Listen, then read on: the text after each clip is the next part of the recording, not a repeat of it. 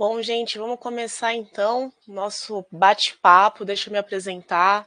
Eu sou a Juliana Gomes, sou a diretora de comunicação aqui da Inteligov e hoje eu vou conduzir essa conversa aqui com essa profissional incrível, que é a Hannah Souza. Ela que tem mais de 12 anos de experiência na área de RIG, com foco em Public Affairs, já atuou em consultorias públicas em Brasília e São Paulo e hoje coordena o departamento de RealGov da TMBC. Então, seja bem-vinda, Ana. Estou bem feliz de você ter aceitado bater esse papo com a gente. Tem umas perguntinhas aqui para você, mas se você quiser falar alguma coisa antes da gente iniciar, fica à vontade. Oi, gente, boa noite. Só agradecer mesmo o convite, foi feito pela Inteligov. Demorou um pouquinho para a gente conseguir achar um momento para essa conversa. Imagino que logo numa segunda-feira, todo mundo aqui um pouco cansado, assim, com a cara de segunda. Mas vamos que vamos, estou super à disposição aí de vocês para perguntas, tirar dúvidas e falar um pouquinho mais dessa trajetória aí que eu fiz, né, de quase 12 anos em RealGov.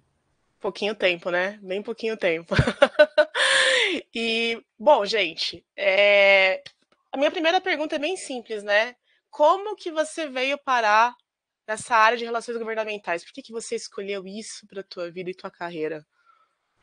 Então, eu comecei, na verdade, na época da faculdade, eu falo que eu não, até quando eu converso com o pessoal mais novo, que eu falo, não vou falar a idade, mas quando eu comecei nessa área, mal existia, na verdade, essa palavra, Rogov, lobby era uma coisa feia, né, de ser dita, existiam alguns filmes que tratavam sobre isso, por exemplo, Obrigado por Fumar, algumas coisas assim, bem específicas, mas eu entrei no curso de Ciência Política da UNB e eu queria ser diplomata.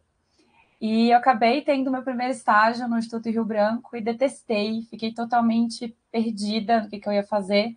Até que numa das férias da faculdade, uma consultoria que estava começando, e hoje é bem grande, que é a Domínio Consultoria, estava fazendo um processo seletivo.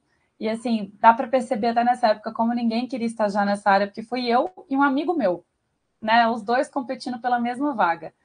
E até que eu passei, eu lembro até hoje do meu processo seletivo, eu falando que meu sonho, depois de ter sido frustrada com a diplomacia, seria trabalhar em ONG.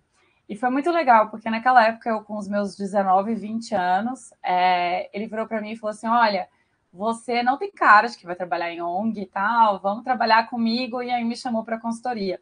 E eu comecei como estagiária da área de energia e fui passando para outras. Então, assim, primeiro, eu realmente caí de paraquedas, não entendia nada do que era para fazer, mal acompanhava o congresso, existiam pouquíssimas consultorias à época, eu acho que no máximo 3, então era algo totalmente novo, mas que eu fui gostando, fui me apaixonando, já tentei sair, mas nunca consegui, porque eu acho que você começa a se apaixonar pelo estilo de trabalho, pelos assuntos, pela diversidade, as pessoas com quem você encontra no caminho, então acabei que eu realmente parei de cair de paraquedas, mas eu continuei. Então, até hoje.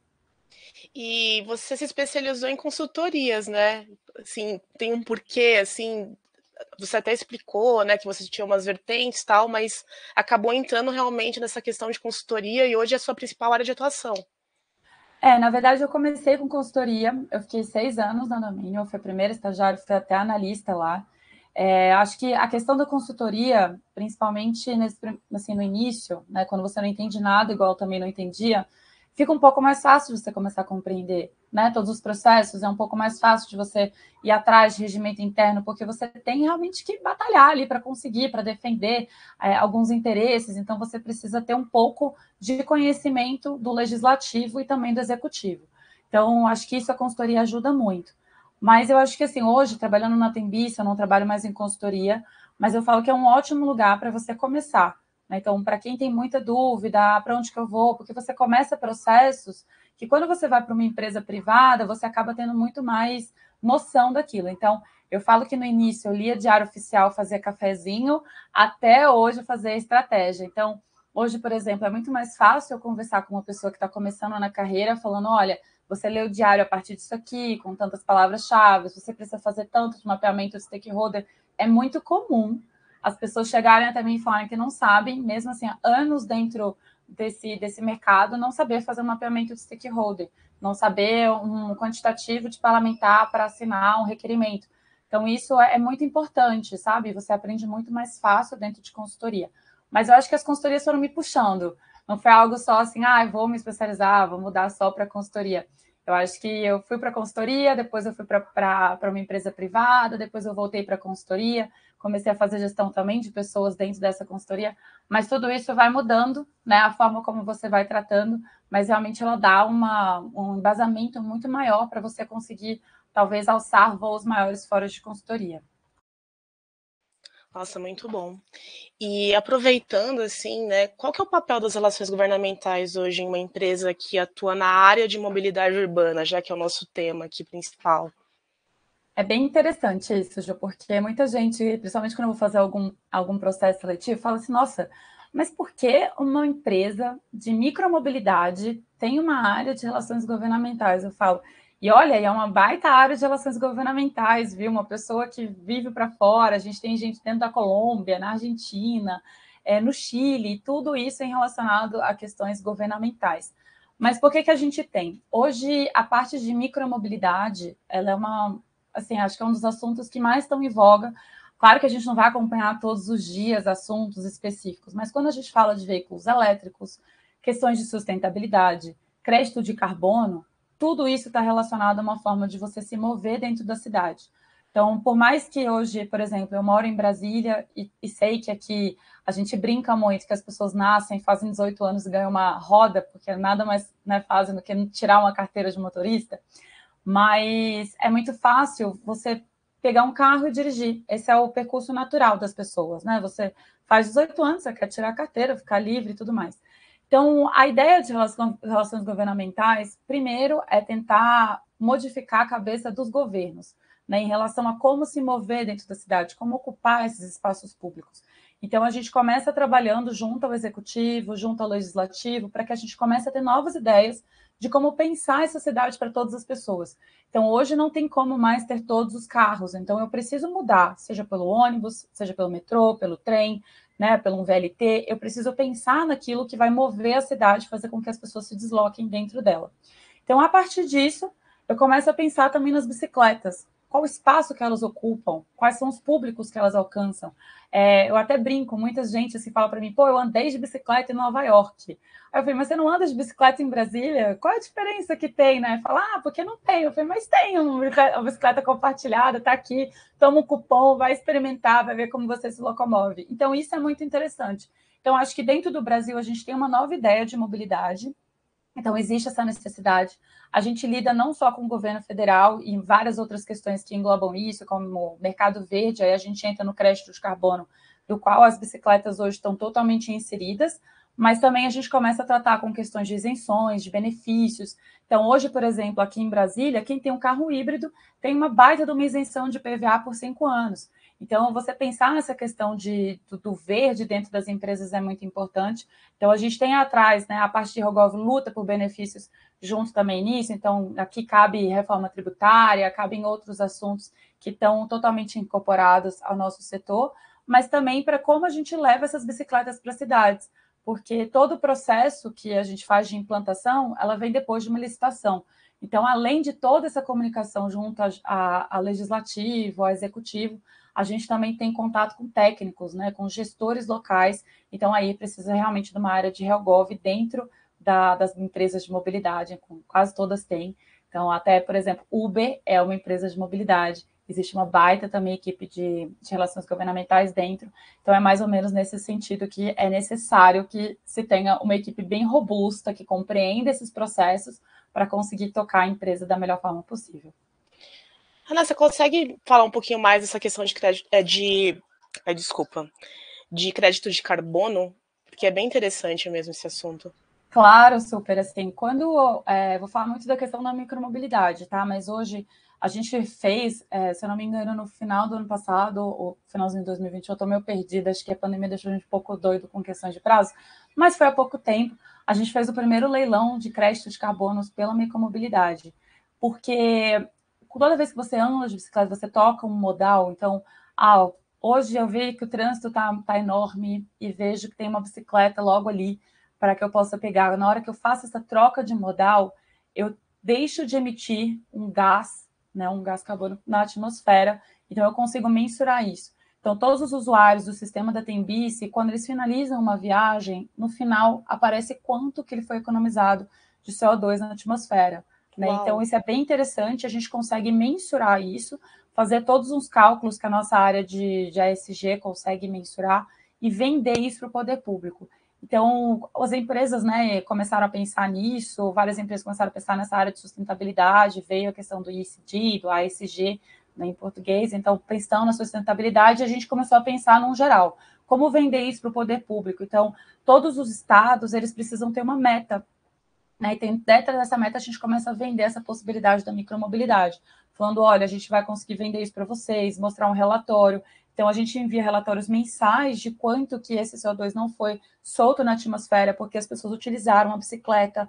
Então, é uma forma até de você começar a tentar mudar a consciência das pessoas.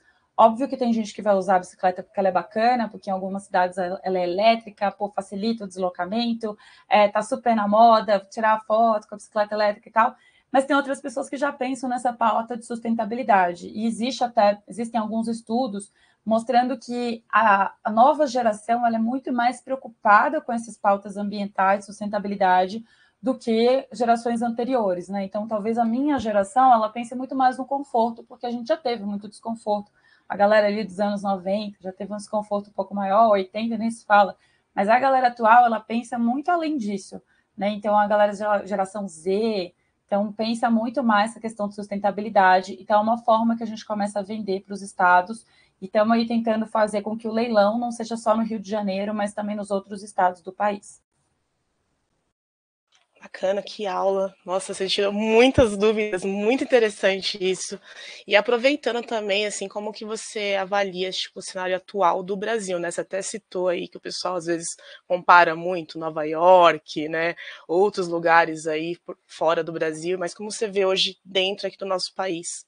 Essa questão e quais são as principais atividades que as empresas elas precisam fazer para realmente fazer com que a mobilidade urbana seja adotada e tenha um posicionamento bacana mesmo para a sociedade. Existem cenários muito diferentes, né? Eu acho que aqui não vou colocar quais são os governos. A gente tem diálogo com qualquer tipo de governo. Eu acho que isso até é inerente à profissão da pessoa que faz, né? Helgov e tudo mais. É inerente ao cargo que você ocupa de analista, gerente, estagiário, enfim, você analisar o cenário, óbvio, para partidos de esquerda, de direita, mas pautas naturalmente de micromobilidade, sustentabilidade, vem muito de governos de esquerda. Então, acaba que a gente tem um pouco mais de facilidade nisso, mas não significa que seja totalmente excluído daqueles de governo de direita. Como eu disse, a gente lida totalmente. Então, hoje a gente tem operações em várias cidades do país, cada uma com um governo diferente, cada um pensa de uma forma diferente. Alguns pensam muito, por exemplo, na questão de isenções fiscais, né, para levar as empresas, como que essas empresas vão conseguir subsistir naquelas cidades, quais são os fluxos de pessoas, quem são essas pessoas, como é que elas conseguem utilizar esse sistema. Já outros não. Já outros pensam em como alcançar periferias, como que a gente consegue ver a micromobilidade alcançando pessoas que não têm dinheiro, às vezes, nem para pagar o ônibus. Então, aí vem toda aquela discussão da tarifa zero que está acontecendo hoje no Brasil e como sair também essa questão de orçamento, né, para esses setores. Então, existem vários tipos de assuntos que a gente precisa estar acompanhando. O que eu vejo hoje é que a pauta é muito mais aberta, né? Eu falo assim que eu vejo isso muito mais, as pessoas muito mais abertas a terem essa forma de locomoção, mas eu confesso que para cada estado a gente tem que adotar um tipo de diálogo diferente. Existem estados que a gente tem muito mais dinheiro, não tenho como comparar, por exemplo, a operação que eu tenho no Rio de Janeiro com a operação que eu tenho em Pernambuco. É completamente diferente, meu público é diferente, por isso que os valores para utilização também são diferentes. Então, eu preciso pensar como que eu vou fazer o mesmo sistema, com o mesmo tipo de material, com o mesmo quantitativo de gente trabalhando, para fazer com que as pessoas utilizem, paguem e gostem do serviço e pensem de forma sustentável. Então, isso é uma mudança e, né, de consciência das pessoas. Então, por isso que existe toda uma equipe de marketing, de design, de um monte de coisa para a gente conseguir tocar isso junto com as pessoas. Eu vejo que hoje a gente tem muita possibilidade. Então, igual eu coloquei, a questão da geração Z, né, a questão de talvez um governo que pense um pouco mais nessa pauta ambiental, a gente está vendo discussões já a respeito, né, de um mercado verde, então como que a gente vai conseguir tocar, preocupações um pouco a mais nesse sentido, mas que a gente também sente nos estados, e não só em nível federal. Então, eu acho que assim, a questão de mobilidade, ela está sendo cada vez mais debatida por diversas questões, além da sustentabilidade também. Mas é muito mais caro hoje você ter uma carteira de motorista, uma carta de motorista, como alguns falam, ou também comprar um carro. Né? A gente tem muito mais dificuldade hoje do que tinha alguns anos atrás. Né? Então, eu falo assim, quando eu comprei um carro, tinha acabado de ser contratada, claro que minha mãe me ajudou, mas é um carro, mas hoje para trocar ele é impossível. Então eu fico pensando, para tal lugar, eu acho que eu vou andando, ou eu vou de bicicleta, ou eu vou pegar um ônibus, ou pegar um metrô, ou eu vou morar mais próximo de um local onde eu tenha essa facilidade de deslocamento. Então as pessoas estão pensando um pouco mais, né? Aqui, e cada cidade, como eu coloquei, pensa de uma forma diferente realmente, sabe? Porque Brasília, talvez, as pessoas queiram morar mais perto do centro, né? É mais fácil eu me deslocar. Mas São Paulo é muito caro você morar perto de onde você trabalha. Então, você precisa morar num local onde você tenha certa qualidade, mas você também tem acesso ali a um meio de locomoção que seja viável, né? Então, um metrô, tudo mais, para você conseguir ter esses acessos, não perder tanto tempo no trânsito. Então, o pensar a cidade, ele é global, assim, não tem como eu pensar só em micromobilidade, não tem como eu pensar só no carro. Hoje eu preciso pensar num todo. Pô, aquele local, ele tem um lugar para que as pessoas estudem? Eu consigo fazer esse deslocamento facilmente? Eu consigo frequentar um parque?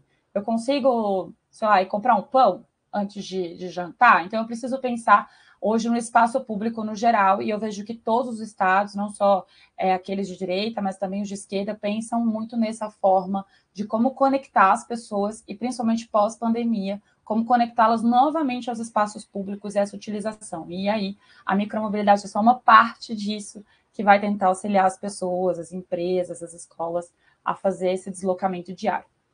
A gente está falando do mundo ideal mesmo, né? Porque eu realmente quero viver nesse mundo. Eu sou muito a favor de.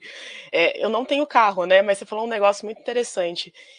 Também não vou falar a minha idade aqui, mas lá atrás, quando eu tirei a carta, nossa, era muito, muito barato. Hoje, assim, hoje as pessoas elas estão até esperando um tempo para conseguir tirar a carta mesmo, né?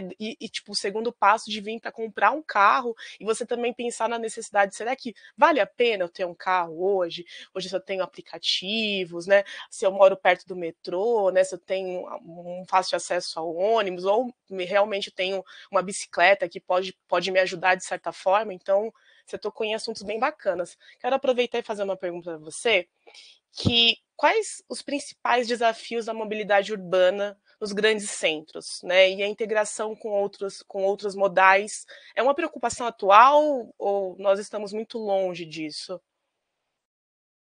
Opa, é uma preocupação bem atual, eu acho, e recorrente. Talvez é um assunto muito mais que quem está envolvido com isso acabe tocando, mas a integração modal, ela é extremamente necessária, né? Eu acho que a gente tem conversado muito isso internamente da Tembice, existe uma área específica de políticas públicas que tenta auxiliar nesse sentido. Hoje, o grande problema para essa integração acontecer, incrivelmente, são sistemas. Né? Então, a gente tem um sistema, cada cidade tem o seu. Então, às vezes, o metrô é de uma empresa, o trem é de outra, o ônibus é outra concessão.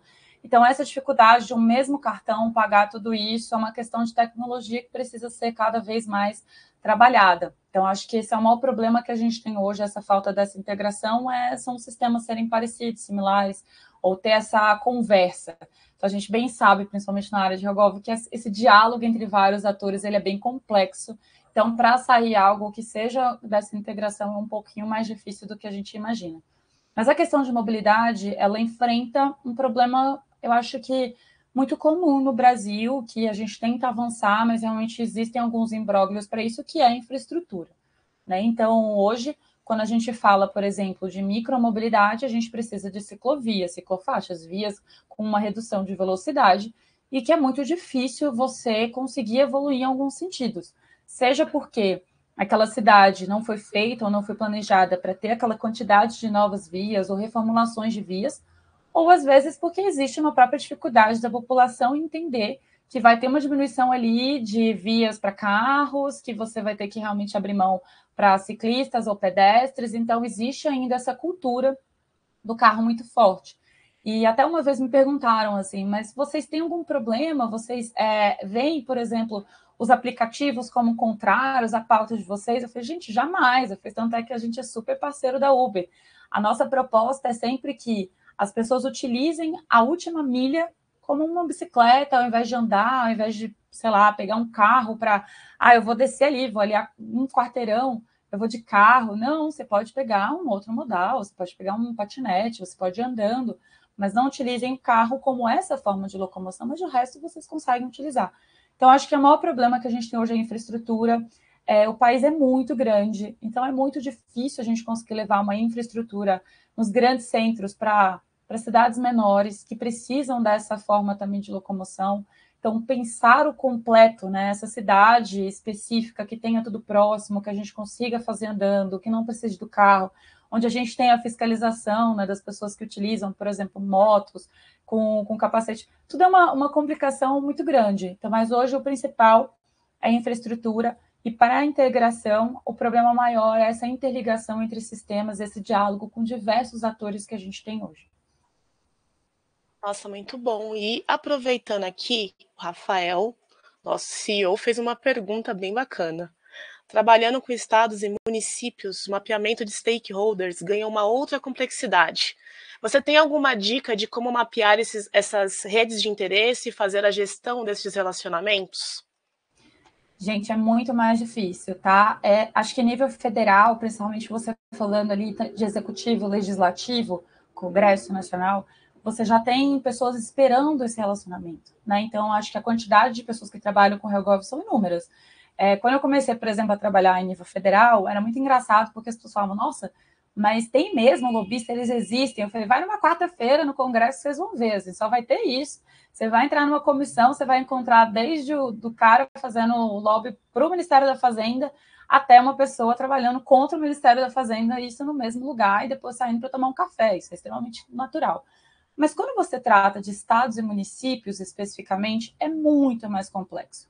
Primeiro porque quando a gente tem governos diferentes, se eu tenho um governo, eu vou falar um pouquinho do caso de Pernambuco, né? A gente teve o PSB, que durante anos esteve no poder, né, no estado, e logo depois, numa reviravolta do destino, a Raquel Lira ganha e muda completamente os stakeholders, assim, completamente. E muda para um nível muito mais técnico. Então, você tinha pessoas que tinham esse aparato político, né, de todos esses anos, que vinham de uma família muito tradicional, né, de Pernambuco, que agora muda para outra família tradicional, mas que você nunca teve acesso a ninguém. Então, a primeira gestão que a gente começou a fazer é ver quem continuou, né? Quem continuou. Vamos tentar ver para ver se consegue fazer no mínimo uma interligação. E aí começa a analisar o perfil de cada um desses secretários indicados, cada nomeação dentro do diário oficial daquele estado, ou enfim, daquele município, se tiver uma prefeitura no caso, e começar a mapear nesse sentido. A gente gosta muito de fazer mapeamento pensando, você tem um secretário X, eu tenho o currículo dele em algum lugar, ele precisa ter o currículo em algum lugar. Para ser secretário, ele foi algo antes, não tem como ele ter sido uma pessoa pequena antes de colocar num cargo tão grande.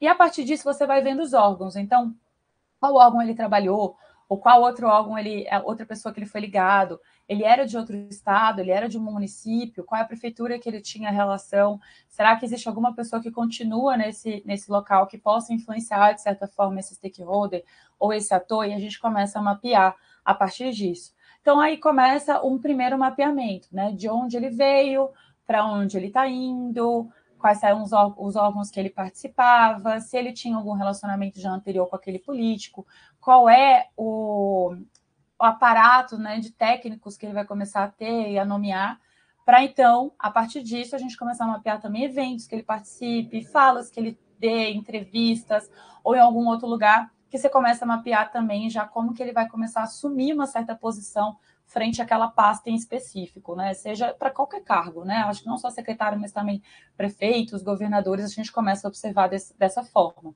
E aí, tendo esse mapeamento, eu gosto muito de analisar até discursos, procuro também com quem ele interage dentro das redes sociais, eu acho que isso é muito importante.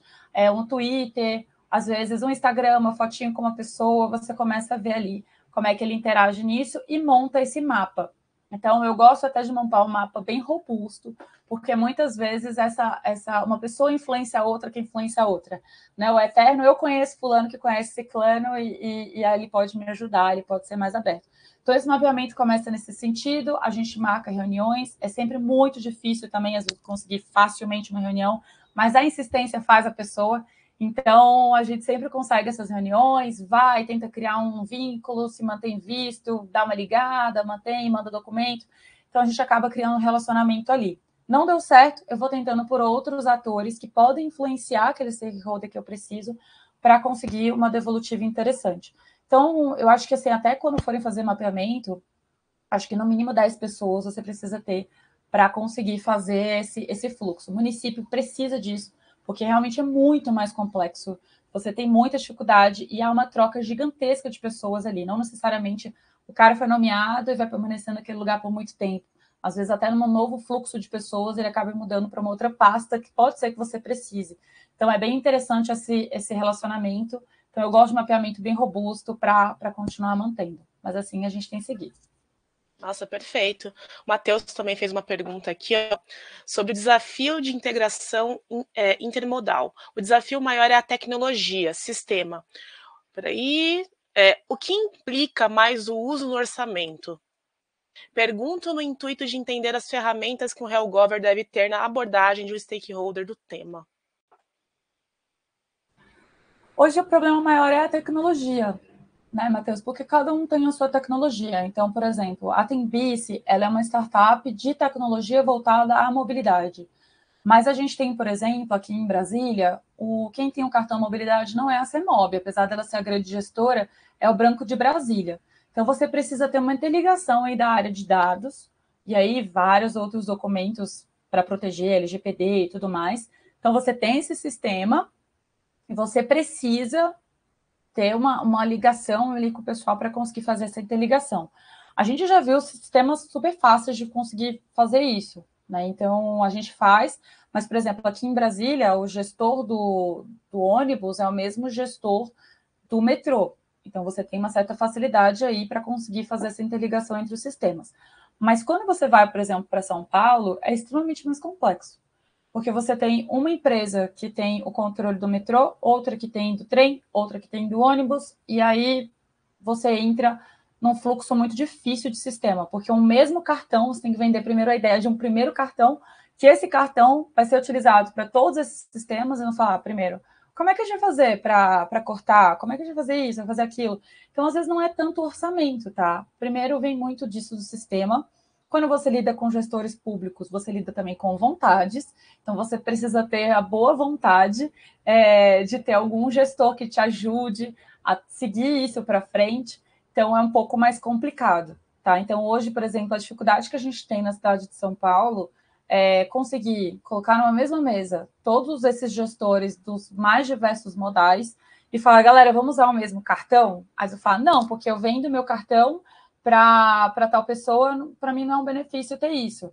E aí o outro vira e fala assim, não, mas para mim é, porque, pô, o desconto vai ser geral. Então, se, por exemplo, tem um estudante e ele coloca um valor ali, ele pode utilizar para qualquer um dos modais. Isso é muito interessante para o usuário, mas nem sempre para as empresas. E aí entra essa comunicação eterna, mas eu acho que é necessário uma vontade política para que isso seja feito. Isso não é uma prioridade ainda para governo nenhum, né? A não ser que o governo veja uma vantagem nesse sentido. É uma vantagem para a sociedade. Mas a gente precisa pensar que há essa dificuldade de sistema e é uma dificuldade também de interlocução entre todos esses atores envolvidos.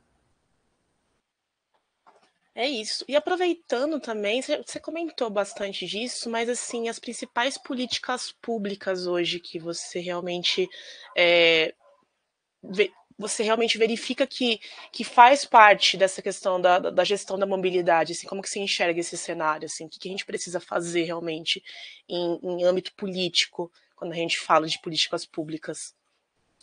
A gente tem diversas frentes, né, de políticas públicas. Eu acho que justamente por ser uma área que está crescendo, pensando muito nas pessoas, na mudança de consciência e tudo mais, a gente tem que começar a fazer aquele tipo de política pública de teste, sabe? Ah, eu vou testar, vai que esse aqui funciona, vai que esse aqui eu consigo angariar um pessoal aqui para me apoiar, vai que eu consigo fazer tal coisa. Então, é muito nesse sentido. Hoje, a nossa maior conversa é a integração modal. a nossa maior, assim, a gente acha que essa é uma das maiores que a gente pode trazer. Uma outra que a gente tem uma vertente muito forte é a utilização do espaço público. O que é isso, né? Eu trazer, o retornar as pessoas para aqueles espaços. Então, as pessoas antes iam à praça, elas brincavam na rua, elas andavam de bicicleta, elas corriam, né? Elas faziam algum esporte aquático, enfim, as pessoas faziam algo nas ruas. Então, o foco também, além da gente conseguir conquistar esse espaço, é retornar essas pessoas para o espaço público, fazer com que o público seja delas mesmo. Então, essas ideias vêm com intervenções urbanísticas. Então, isso já acontece muito em algumas cidades, né? Você ter, por exemplo, ciclovias que fecham durante o final de semana. Então, trazer isso um pouco para a semana também. O final de semana ele é muito foco lazer. É natural que as pessoas retornem. O que a gente está pedindo é, poxa, eu vou sair com meu cachorro aqui, vou aproveitar, vou passar no supermercado. Isso é o retornar um pouco esse fluxo de pessoas, né? Mas isso vem como integração, vem com várias outras ideias de políticas públicas, mas essa ideia de retornar ao espaço público ela é bem interessante também. Mas hoje é a integração. E para a felicidade também do Matheus, vai que a gente consiga algo em São Paulo, mas esse é um dos maiores focos hoje dentro da Tembice no âmbito de políticas públicas. Nossa, perfeito, Ana. E aproveitando, assim, como que a empresa lida, você já respondeu um pouco, tá? Mas eu vou insistir, porque eu acho que vale. Como que a empresa lida com questões de responsabilidade social e ambiental, sabe, nos projetos de mobilidade? Sim, a gente tem. Quando eu falo da Tembice, assim, até falando, acho que não sei se todos sabem, mas é uma empresa bem grande. A gente tem mais de 1.000 funcionários e tem diversas áreas internas da empresa, muito para pensar como que a gente consegue colocar um projeto, né, em dia ali na cidade. Então, ela começa muito pensando dentro do projeto mesmo das estações. Então, onde essas estações estão, né? Acho que muita gente deve ficar, pô, por que está na frente da minha casa, não mais tem longe? Como é que escolheram esses lugares? É muito simples, uma equipe de arquitetos e urbanistas, eles pensam a cidade em si. Então, eles vão até o local, passam dias explorando a cidade, vendo quais são os fluxos, de onde estão as melhores escolas, onde fica o comércio, onde ficam faculdades, onde fica o fluxo de pessoas. E aí eles estudam isso e eles tentam sempre colocar as estações de forma que ela não tenha nenhum impacto ali ambiental. Então, a gente pensa em tudo. Então, dentro, por exemplo, as estações são feitas de material reciclável, elas têm uma iluminação via placas solares. Se elas não tiverem essas placas solares, elas podem ser eletrificadas. Então, elas tentam usar a maior forma possível, né, de questões que sejam sustentáveis. A gente tem essa questão do crédito de carbono, então a gente pensa muito nisso. E em questões sociais, muitas vezes, por questões de patrocinador, enfim, a gente não consegue levar às periferias as bicicletas como a gente gostaria. Mas a gente tem diversos projetos que tentam auxiliar tanto esse pessoal. Então, por exemplo, em Salvador, a gente apoia o movimento Salvador Vai de Bike, que ele é um movimento que tem o bike comunidade, que a gente é o grande apoiador. Então, eles têm essas bikes dentro das comunidades, das favelas de Salvador, onde a gente consegue levar essas bicicletas que são específicas para esse sistema único da comunidade, não Nossa, são top. do sistema da Tembice, então são bem legais. E a gente tem outros tipos de projetos. Até vou fazer uma baita propaganda, é um programa para acelerar ideias. Então, a TB está até com o processo aberto. A pessoa tem uma ideia de negócios, de mobilidade, a gente escolhe os melhores projetos e banca para que eles consigam evoluir. Então, uma forma de acelerar alguns projetos que estavam parados, algumas pessoas pensaram. Um dos que brilharam meus olhos no ano passado foi o de Bike Cargueiras, aqui de Brasília. São mulheres que levam essas bicicletas para conseguir levar carga, seja de lixo, seja o que for, para conseguir ter uma remuneração. E elas tinham as bicicletas bem acabadinhas, a gente conseguiu, escolheu elas e conseguiu ajudá-las nesse processo para melhorar essas bicicletas, essas cargas, enfim, a forma como elas têm de remuneração.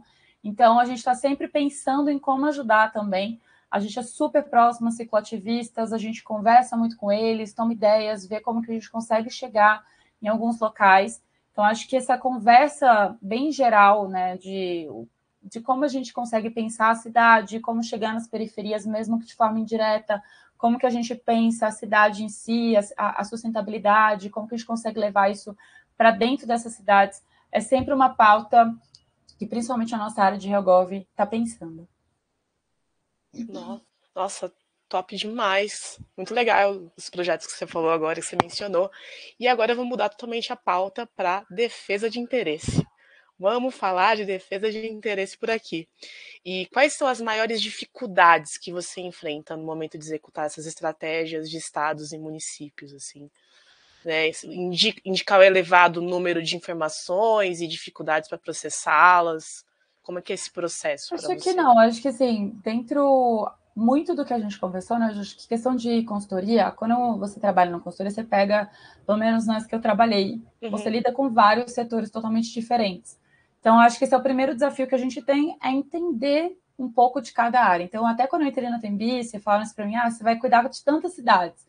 E eu fiquei um pouco desesperada, porque realmente cada cidade é totalmente particular, tem seu jeito, seu público, um gestor completamente diferente do outro, alguns demandam mais, outros menos, são muitos dados, muitas informações, lidar com termos que tem dentro de startup era uma grande dificuldade. Mas quando você fala assim, eu vou começar a tratar como se fosse os temas que eu tinha antes, ficou um pouco mais fácil. O primeiro assunto que eu acho que eu gosto sempre de levar para as pessoas, assim, que pode parecer que não existe, mas existe. A primeira dificuldade que eu sempre enfrento é por ser mulher. Pode parecer um assunto meio bobo para algumas pessoas, porque fica parecendo, não, como assim? Não é? Mas é. Eu acho que essa é a grande dificuldade, porque eu sempre vou a reuniões, a gente tem questão toda de compliance, então não é sempre que eu consigo ir com alguém, principalmente em viagens fora de Brasília, né? Para estados um pouco mais distantes. Então, o primeiro desafio é levarem a sério o que eu vou colocar. Então, eu até brinco, não vou falar que é a idade, mas eu acho que ainda estou com a cara de novinha e muitas vezes não levam tão a sério. Então, eu vou muito preparada para a reunião com todos os dados disponíveis que eu tenho. Então, eu sou muito CDF nisso.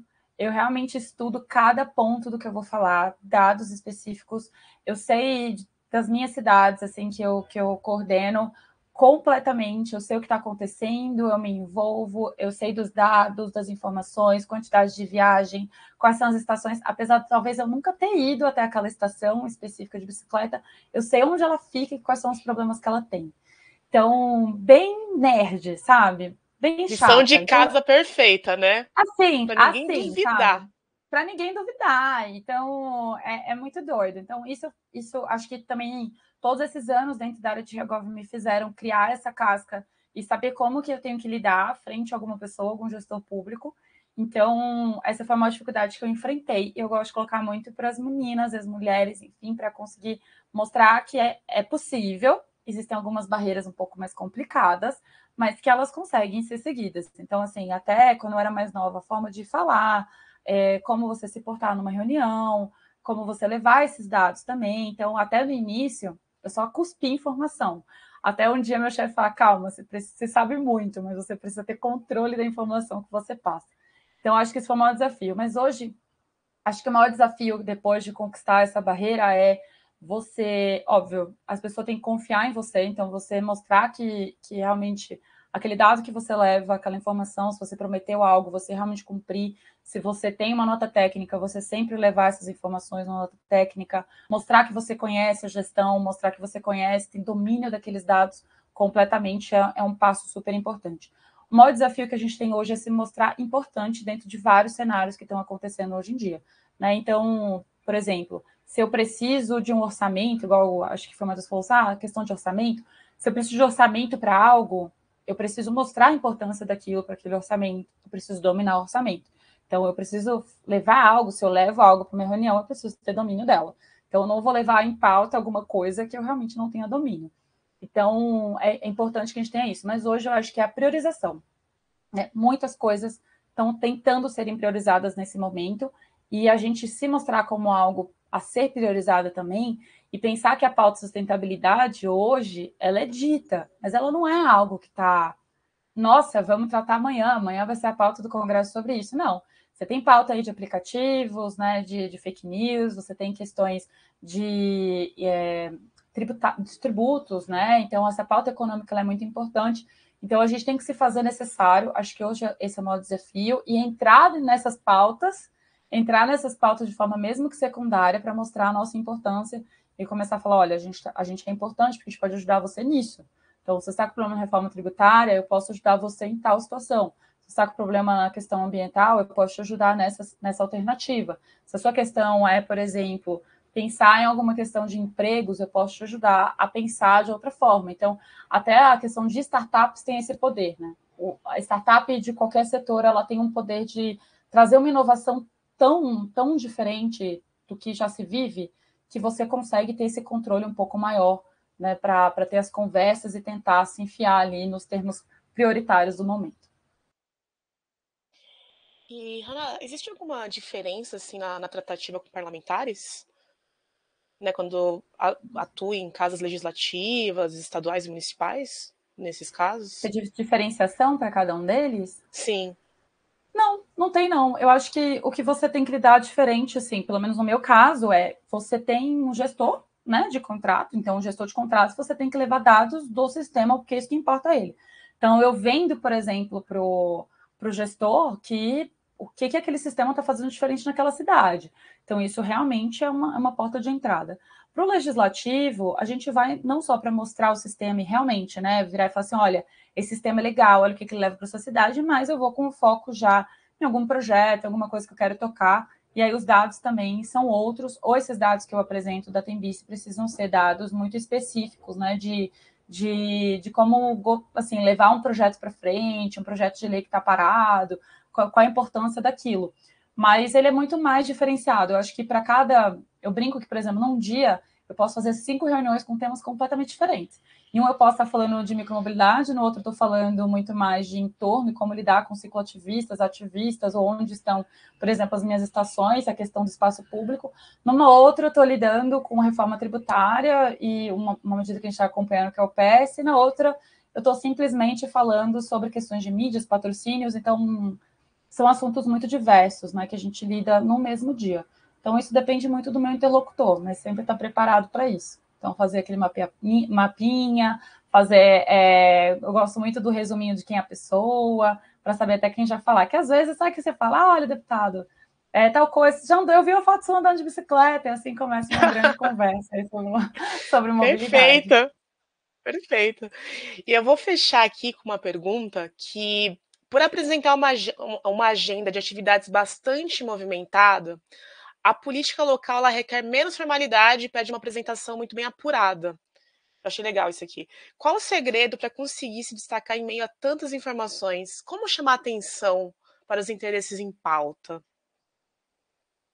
Isso é bem complexo, viu? Acho que o que a gente precisa fazer hoje em dia é saber com quem a gente está falando, né? Então, é muito importante a gente falar isso, porque, por exemplo, a gente vai conversar com uma pessoa, às vezes não sabe o que essa pessoa vai trazer para a gente só pede uma reunião. Isso não pode acontecer. A gente tem que saber qual a pessoa certa que a gente vai falar. Não só pelo tempo dela, né? E pensando muito nisso, nessa questão de conversas, de se mostrar relevante. Então, hoje, eu preciso saber com quem eu vou falar, eu preciso me apresentar, preciso mostrar a importância nesse tema. Porque se eu falo com o ator errado, eu perdi o tempo dele, eu perdi meu tempo, e talvez eu tenha furado um contato com um stakeholder muito importante. Né? Então, acho que o primeiro passo é você ter esse mapeamento, então, muito certo de quem você vai falar.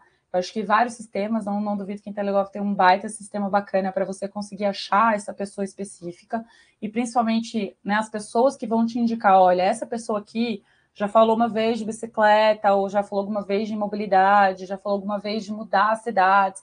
Então, você começa a ver que essa pessoa pode ter um pouco de sinergia com o tema que você vai levar. Então, acho que você primeiro falar com o ator correto, né? E se mostrar sempre disponível. O segundo é, igual eu comentei, os temas. Né? Eu levo um tema relevante, eu fiz um mapeamento, eu observei o que ele está fazendo, eu sei aquilo que interessa a ele. Então, eu vou realmente direto no coração daquele gestor, né? Daquele ator principal. Então, eu preciso falar, eu sei que ele gosta, não sei, de ônibus, eu vou falar justamente sobre interligação entre modais. Né? Eu vou falar da importância de você ter isso, a importância dos ônibus para cidades. Então, eu vou começar a pensar nesse sentido. Se para outra pessoa a importância é justamente infraestrutura, eu já vou falar sobre outros assuntos que venham a ser de interesse dele. A gente muda o nosso discurso, mas sempre em prol de um bem comum. Então, eu preciso realmente chegar nesse ponto. Talvez eu tenha um percurso um pouco mais difícil, mas eu vou chegar nele de certa forma. Eu só preciso saber como falar. Então, estudar muito aquele ator que a gente vai dialogar é muito importante. Eu já vi muitas pessoas chegarem numa reunião e não terem esse controle, né, do que a pessoa gosta, do que ela fala. Às vezes você vai para uma pasta específica de secretaria, você tem que saber por que o cara foi para lá. Né? Às vezes ele tem um intuito, ou ele está ali por alguém. Então eu preciso realmente Tem que se emocionar preparar, o meu né? Tem ver. que se preparar bem, né? Se preparar bem. E assim, esse é o maior foco que eu vejo hoje. Hoje não é difícil você se mostrar importante. Eu acho que essa é a grande questão, porque para mim todas as pautas são importantes, realmente todas são relevantes. Agora, o timing disso é importante, né? Em que momento eu vou fazer uma reunião? No meio de um boom de coisas acontecendo, eu não vou pedir uma reunião para tratar sobre algo que ele não vai prestar atenção.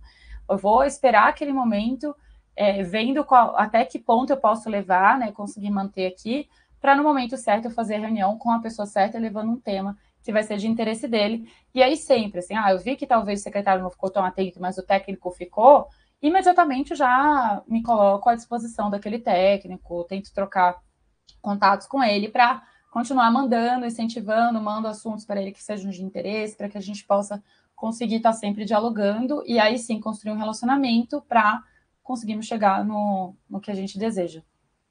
Bacana. Bom, gente, essas foram as perguntas que a gente separou aqui. Queria também deixar aqui o canal aberto para a Haná dar alguma dica de ouro para quem quer também trabalhar, né, principalmente dentro desse tema. Que dica que você dá para quem está iniciando? Sei que você já falou ali dentro das suas experiências, coisas que você já fez, mas qual que seria o primeiro passo para essa galera aí que realmente tem esse sonho de entrar na área e vingar? Eu falo que, assim, a questão de relações governamentais, você tem muita oferta de emprego. Né? Eu acho que, talvez, de todos que eu vejo, é um dos que mais tem. Ainda é uma área que vários setores, né, várias pessoas de diversos cursos podem entrar. Então, eu fiz ciência política, mas eu trabalhei com gente que fez relações internacionais, direito, e tem até dentro da nossa equipe uma engenheira de alimentos, assim, que não tem que ter a ver, você precisa ter vontade de aprender, né? É uma coisa muito diferente. Uma das coisas que eu acho que tem mais dificuldade de algumas pessoas é a forma como elas se comunicam. É muito importante para uma área dessa, principalmente para quem gosta de acompanhar, porque existem duas equipes, né? A back-office e a front-office. Eu sou claramente, por falar demais, da equipe de front-office, mas você tem uma equipe de back muito inteligente, que sabe muito sobre legislativo, sobre executivo, acompanha a política, tem um pouco de curiosidade. Eu acho que a nossa área são de pessoas curiosas, né? Eu sou curiosa para aprender. Eu falo assim, eu não sei tudo. Eu não sei nada, por exemplo, de questões de startup, mas eu entrei, dei as caras e falei, galera, me ensina, eu tenho fome de aprender, eu preciso aprender essa questão de dados. Então, o pessoal senta comigo, explica, sempre tem uma pessoa que quer que você cresça também, né? Tem espaço para todo mundo. Então, eu acho isso muito bacana, é uma área que todo mundo se ajuda, eu sempre falo muito isso, o RealGov é uma área muito legal por isso. As pessoas se ajudam pra caramba. Então, eu não sei, por exemplo, tem um amigão que trabalha na Inteligov, gente, direto eu pergunto para ele questões de quórum, que eu sempre esqueço, e ele sempre me manda. Então, acho que é uma questão muito legal, assim, é uma área muito legal nisso. Mas para as pessoas que querem começar, realmente, gente, envia currículo, vai na cara e coragem. Muita gente que sequer trabalhou na área consegue oportunidade, porque tem essa forma de falar, tem essa confiança, e a gente precisa disso. Eu vejo muita gente com vergonha, mas sabe muito, e aí, às vezes, até numa entrevista, a gente não consegue tirar isso da pessoa, né? Não consegue, olha, essa pessoa é boa nisso, boa naquilo. Eu acho a entrevista até ruim para nesse sentido, né? Você nunca consegue tirar o melhor daquela pessoa naquele momento, mas não fique ansioso. Eu acho que é um local que tem muita possibilidade. Não conseguiu no setor privado, o setor público também tem muitas vagas. Eu não tenho dinheiro para pagar um curso. Gente, existem vários cursos gratuitos, principalmente das casas legislativas, para poder aprender um pouquinho mais de regimento, saber um pouco mais como que funciona. Eu falo sempre para as pessoas, frequentem um congresso nacional, é gratuito. Vejam o dia a dia de um negócio, vejam se vocês gostam. Foi assim que eu Aula de descobri graça, né? aula de Congresso de graça. graça. E foi assim, por exemplo, que eu descobri que eu não queria ser diplomata, estagiando no Instituto Rio Branco. Então, assim, eu acho que você indo até lá, vendo o dia a dia das pessoas, trocando ideia com alguém, falando com a pessoa, vocês vão ver que é muito mais legal e muito diferente do que a gente vê em livro ou em cursos específicos. As pessoas realmente se ajudam, se aconselham muito e estão sempre dispostas. E até nisso, não sei se vai acabar agora, mas eu me coloco super à disposição para trocas, né? Eu acho que isso é muito importante para quem está começando ou para quem está querendo mudar de carreira. É algo muito importante alguém dar aquele auxílio, olha, não segue por aqui, vai por aqui, lê isso, lê aquilo, procura tal curso, porque eu também comecei de um lugar que eu também não sabia para onde ia, e hoje estou aqui, né, conversando com vocês. Então, estamos sempre tentando ajudar as pessoas a entrar nesse mercado. Nossa, perfeita. Eu vou ler só a pergunta aqui da Joana, que ela foi aí em cima quando você falou dos projetos. Como que faz para escrever, para se inscrever em projeto? Não, peraí. Como que faz para escrever o projeto nesse processo seletivo? Eu acho que Agora, é o do, eu é, imagino que é do é, programa de do aceleração, né? programa, é. Isso, tem no site da Tembice, Joana, uma parte do programa, mas qualquer coisa eu posso mandar aqui para a Ju, ela te encaminha. Não sei se também dá para. Que eu não Dá, vou se você abrir aqui quiser, agora, senão vai ficar. coloco sim. E aí a gente manda para vocês participarem, darem uma olhada na. Mas está no nosso LinkedIn também, está no LinkedIn da empresa, então dá para dar uma olhadinha. Está nas últimas semanas, mas ainda dá tempo de Ah, participar. gente. Bom, é isso então. Esse foi o nosso bate-papo de hoje, gente. Eu amei. Que mulher inspiradora, né? Você vê, novinha, não é nova, gente. Aqui, eu já passei essa experiência. Faça isso que ela. São os cremes noturnos, eu gosto de falar isso, são os cremes noturnos, estão ótimos em dia. a- Essa aqui é uma mulher que você realmente aprende. Acho que ela deixou claro, gente. Networking é tudo nessa área. Faça amizades, conversa, tira dúvidas. Eu acho que isso vai ajudar vocês muito nesse processo de crescimento, de aprendizado. É assim que a gente realmente vai aprendendo, vai lidando e vendo como que é a vida real mesmo dentro da área. Então, Ana, muito obrigada mesmo pela participação. Fiquei muito feliz de conversar com você. Principalmente na segunda-feira, trazer esse conhecimento, gente, é sensacional. E fica aqui o convite também, gente, para vocês participarem de outras lives que a gente faz aqui na comunidade, né? Também convida, tem colegas, chama para nossa comunidade, que é um espaço realmente de trocas, de aprendizado, de materiais, e é um espaço feito para vocês, tá bom? Quero agradecer mais uma vez. Obrigada, Haná. E é isso, galera. Vou encerrar a live por aqui. Espero que vocês tenham gostado. Tchau, pessoal, obrigada, viu? Valeu, galera!